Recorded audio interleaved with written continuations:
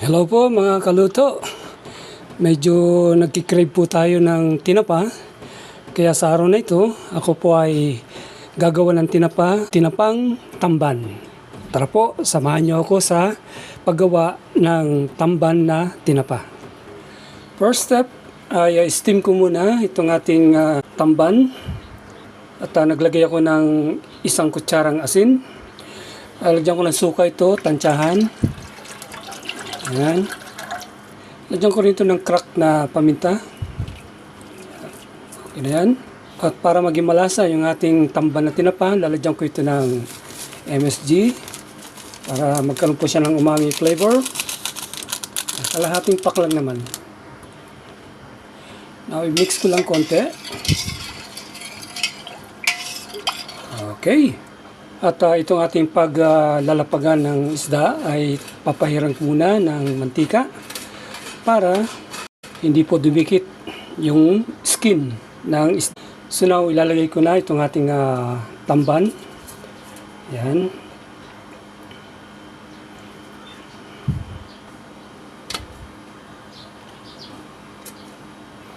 Hopefully magkasya, no?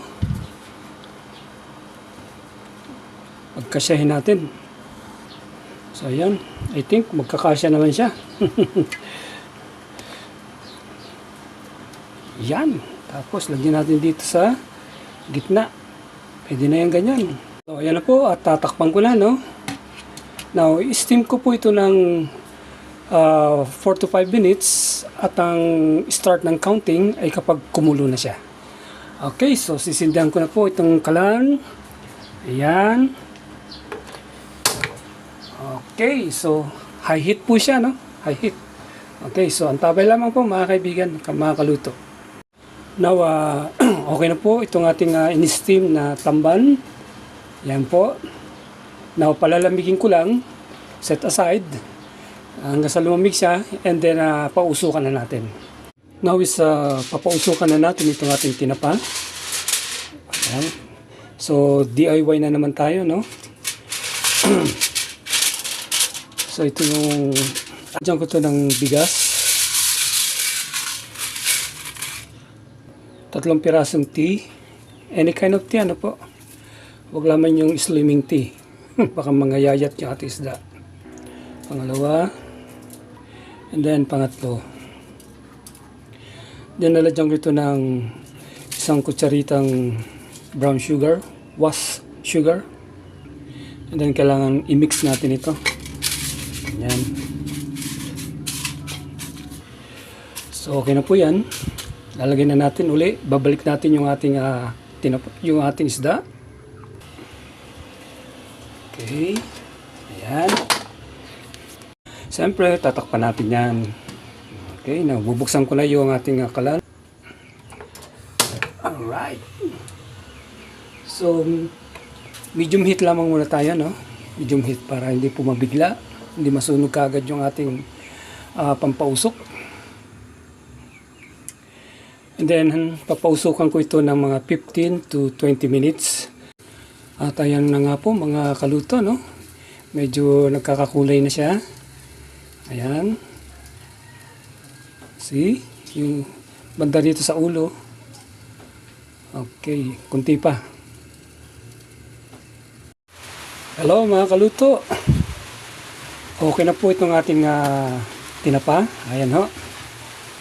Yung kanyang kulay ay hindi po ganong madilaw, ano?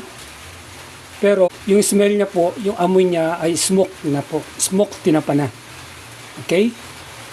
So, yung mga nagtitinapa, ganyan din po nangyayari, ano? Hindi ganong ma-achieve yung pagkadilaw. So, ang ginagawa ay pinapahiran nito, binabrush ng anato powder or any food coloring na kulay dilaw. Ayan. So, ako po ang gagawin ko, para naman po magkaroon siya ng color, ay ibabrush ko siya ng soy sauce, toyo, na meron pong konting ginisa mix at konting mantika. Ayan. Okay. Now, ibabrush ko na po ito, no? Para magkakulay siya. Ayan. Ayan, no? Sarap nito. Sarap ito. Hapunan or almusal. Okay. Bango po. Wala pong pinagkaiba yung ginawang tinapa sa pugon, no? Kahit DIY lamang ay talaga pong amoy tinapa rin siya. Alright, mga igan, mga kaluto. Okay na po itong ating tamban tinapa. Ayan o. Napahiran na natin yan ng toyo. Okay, na may mantika at konting ginisa mix. Wow! Sarap! I hope po na nagustuhan nyo ang ating ginawa ngayon, ating recipe. Gumawa po tayo ng homemade DIY smoked fish. Okay? Yan. So, hindi na po tayo pupunta ng maghahanap sa palengke ng tinapa. Medyo mahal ang tinapa ngayon. Oo, mahal po ang tinapa ngayon sa palengke. Pero eto po, mga kaibigan, may 1 kilo yan. Ang bili ko lamang po diyan ay mga nasa 200 pesos. Muli po, mga kaibigan, mga kaluto. Salamat. Bye-bye.